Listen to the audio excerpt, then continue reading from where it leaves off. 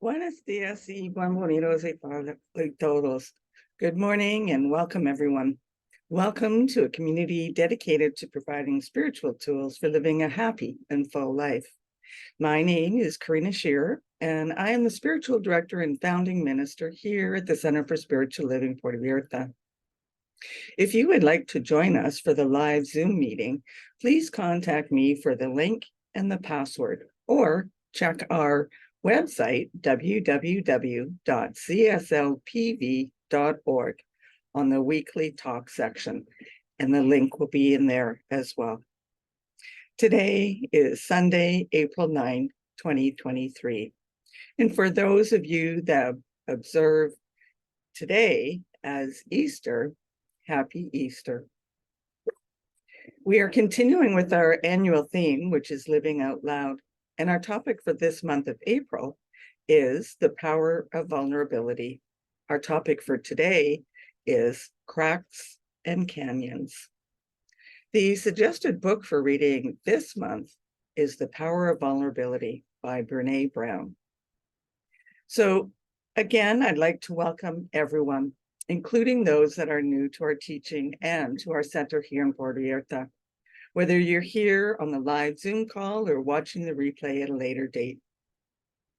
We teach a philosophy and honor all faiths, all traditions. So whatever path you are on, know that it is the right one for you, no matter what your background is. Please know that everyone is welcome here, and we value each and every one of you. We teach a philosophy called the Science of Mind, and it's a teaching based on new thought and ancient wisdom. We offer spiritual tools and principles to promote personal growth, and we honor diversity in all aspects so that we can appreciate the great oneness that already exists everywhere and within everyone. When Dr. Ernest Holmes founded this teaching in the 1920s, he had studied both Eastern and Western spiritual texts in order to create the Science of Mind, which focuses on the individual use of thoughts and this powerful thing called the mind. When asked to provide a concise definition of the teachings of the Science of Mind, he had replied that it is a correlation of laws of science, opinions of philosophy, and revelations of religion applied to human needs and aspirations. So each week we offer a service with an inspirational message, and we are meeting Sundays at noon at Calle Venezuela 232 on the rooftop. So hang out with us after the service for some great conversation with like-minded people. And if you would like one-on-one connection for spiritual mind treatment to assist you with whatever changes or emotions or whatever is happening in your life or something you would like more of, then please connect with me. And if you'd like to commit to being a member of the Center for Spiritual Living Puerto Vallarta for this current year, then please contact me for the application form. Please note that each year our membership is renewed, so you must renew every year. And also, if you would like to be on our board of trustees, then please contact me for the application form for that as well. I'd also like to remind you to like and subscribe to our YouTube channel and Facebook page. And if you're interested in learning more about the Science of Mind teaching, we are offering the course Change Your Thinking, Change Your Life later this month in online on Zoom. And we'll also be teaching the course Roots, both in English via Zoom and in person in Spanish. And that's coming up later this month. So please connect with me for more information or check our website again for the details. And please let me know if there is another course, a workshop, or a book study that you would be interested in taking so that we can plan dates for those as well. And I'll just give you a little hint that there is going to be a wonderful workshop on right brain thinking. And that's coming up later this year. So watch for the information on that. It's a fabulous workshop. So now let's together review our purpose, vision, and mission statements.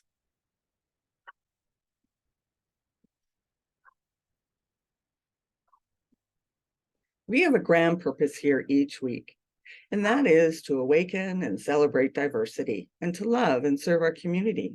We do this by means of our vision, creating the life you desire. And this is supported by our mission to provide spiritual tools for personal growth and transformation.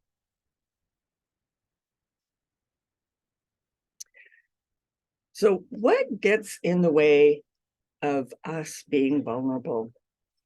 Fear, uncertainty, and comparison can certainly present themselves as cracks and canyons along the way.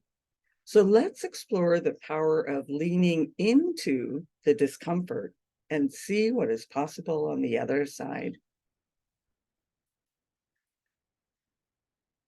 So as I mentioned, fear, uncertainty, and comparison are just some of the ways and some of the many things that may arise when we set the intention of living life from a more vulnerable and authentic space. We'll explore these areas as not something you push up against, but rather as opportunities to lean into and even befriend. It's thought, it is through this understanding that each experience can be utilized as a guide or a teacher on the path towards a greater awareness of ourselves and others. So Ernest Holmes wrote this. He said, "There's something within you beyond all doubt and fear, something which has never been limited by your acts or destroyed by your feeling. This is the only something that can make you whole." And that was from This Thing Called You.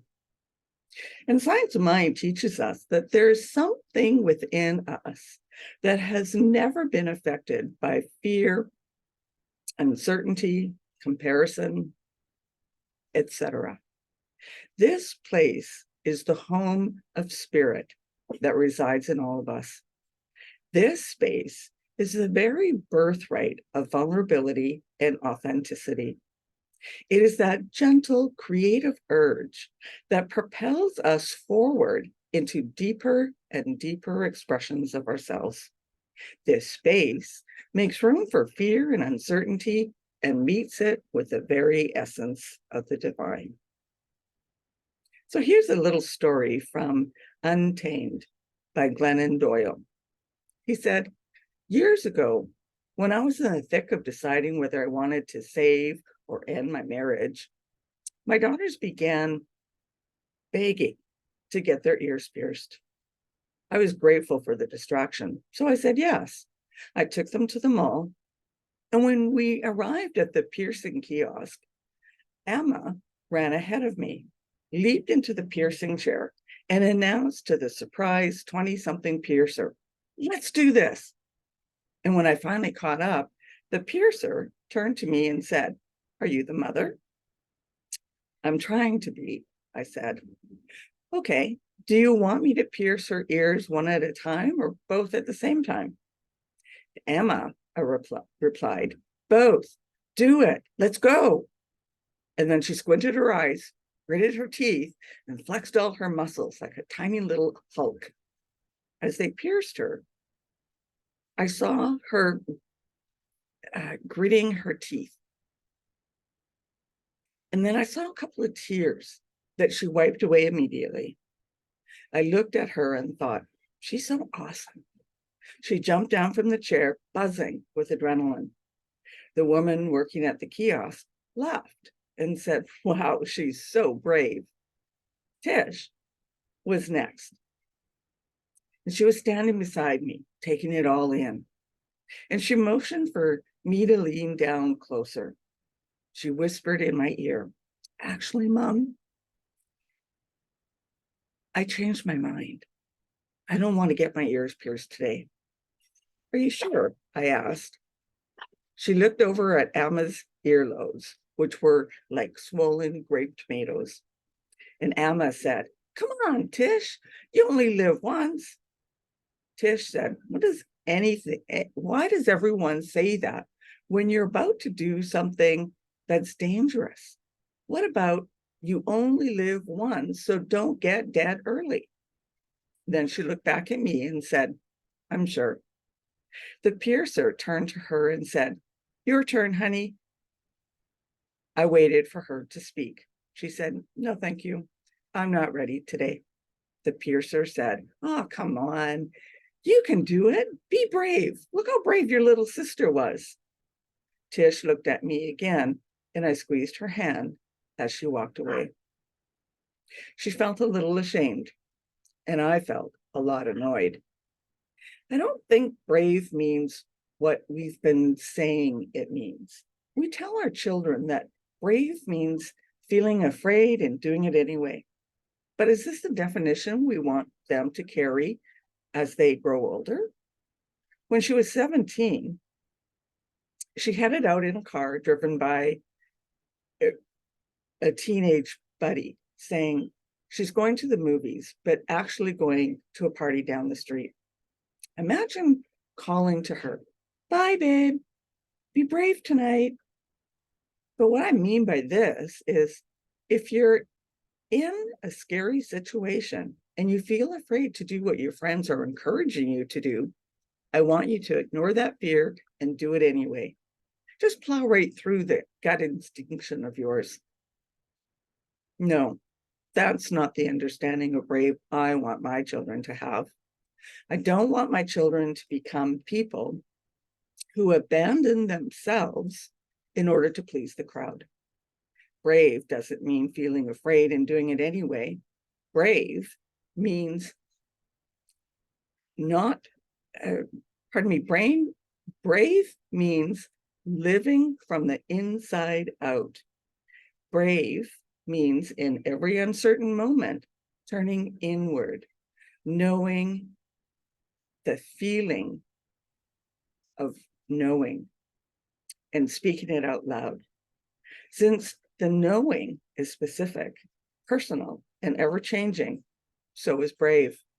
Whether you're brave or not cannot be judged by people on the outside. Sometimes being brave requires letting the crowd think you're a coward. Sometimes being brave means letting everyone down but yourself.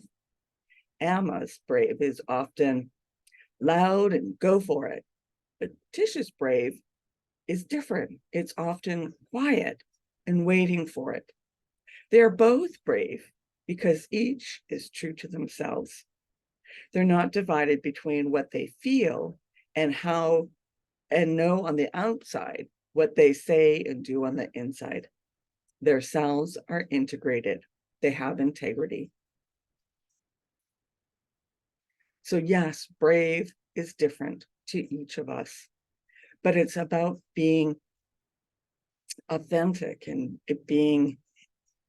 having integrity with yourself. And Ernest Holmes said this in this thing called You.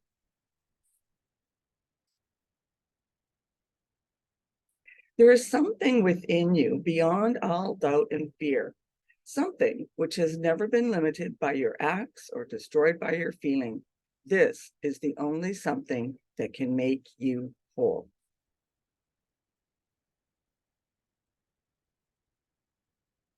So fear can sometimes be a powerful barrier to vulnerability.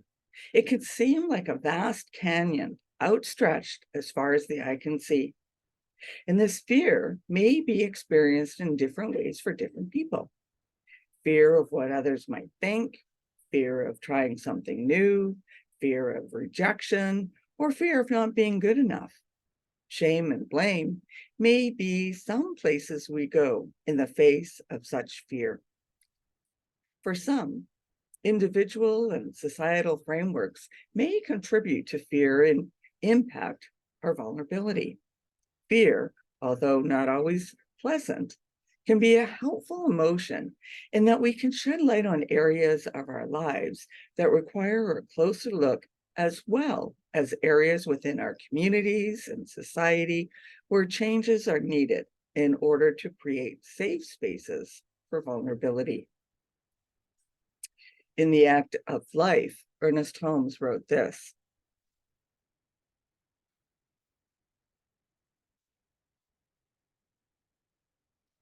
all human endeavors is an attempt to get back to first principles, to find such an inward wholeness that all sense of fear, doubt, and uncertainty vanishes.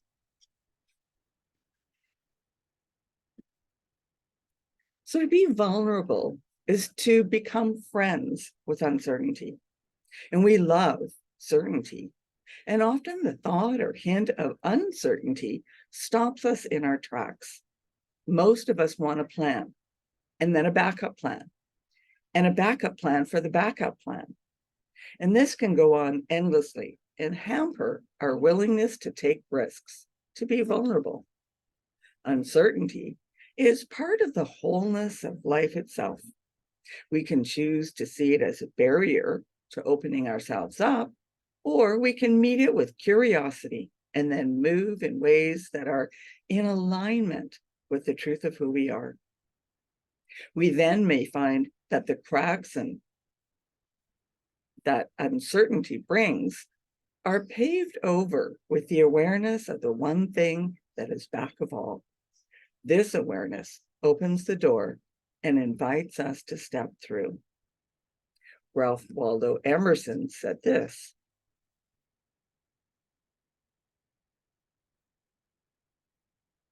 to be yourself in a world that is constantly trying to make you something else is the greatest accomplishment.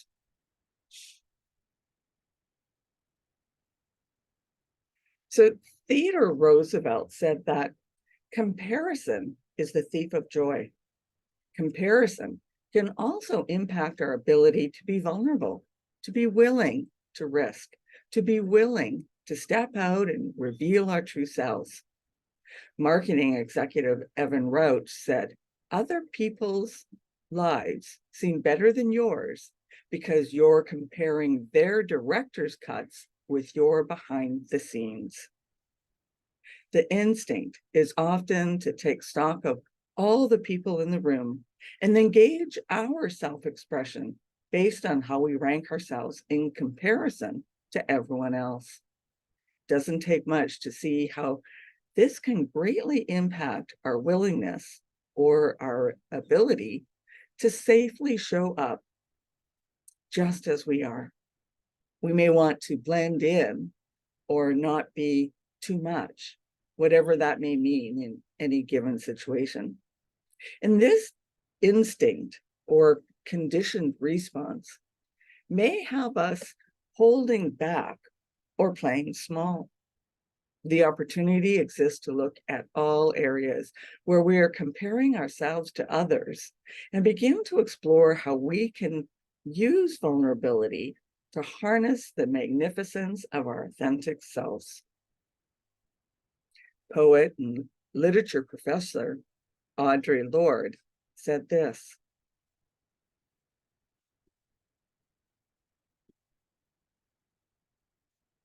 when I dare to be powerful, to use my strength in the service of my vision, then it becomes less and less important whether I am afraid.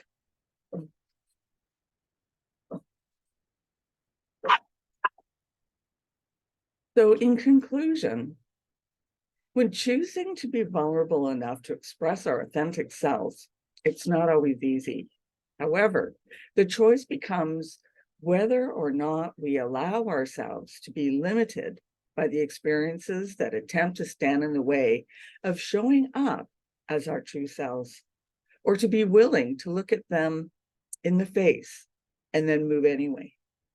Rumi said, move, but don't move the way fear makes you move. The ability to be vulnerable and authentic is often seen through the lens of privilege. There's many within our world for whom showing up authentically is challenging and sometimes unsafe. This is the work. This is the call to action. Understanding that fear, uncertainty, and even comparison are not things to be avoided, ignored, or suppressed. Instead, their presence becomes a beacon, a microscope in which to view our lives, our communities, and our world. It is in this close-up view that we can begin the work of removing the barriers to vulnerability and a life truly lived out loud.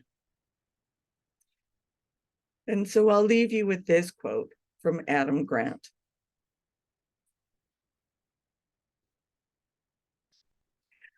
Uncertainty primes us to ask questions and absorb new ideas.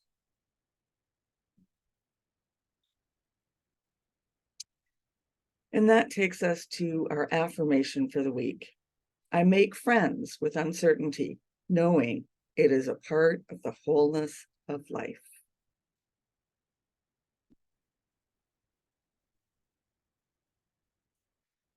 So now it's our time for mindful giving and financial support of our spiritual home. We rely on your support to continue our center here in Puerto Vallarta so that we can continue offering this powerful teaching of the science of mind. And we bless the financial gifts that you give today. Every donation is greatly appreciated, no matter the amount. Your contributions are circulated with our tithing to our greater organization, which reaches out globally as well as locally. And we also tithe to a local women's shelter to assist women and children that have left an abusive home and allows them an opportunity to become grateful for the assistance to becoming productive and successful members of the community. Last year, our donation to the women's shelter was $60. So please continue to support us so that we can continue to support you. And donations can be used or can be made using either PayPal or Tithely through our website, www.csl.org.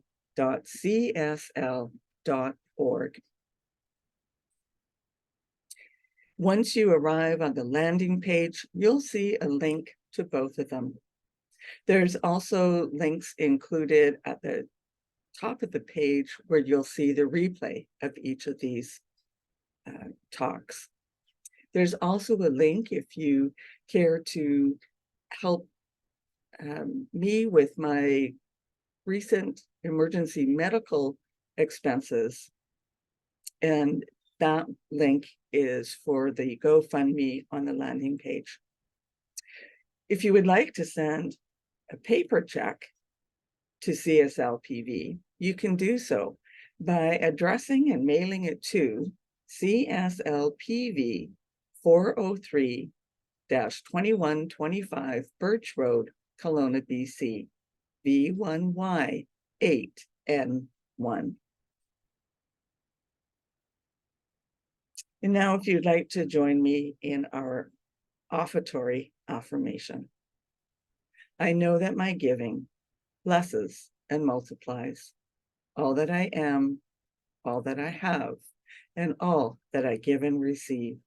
I do give eternal thanks for the abundance that is mine to share.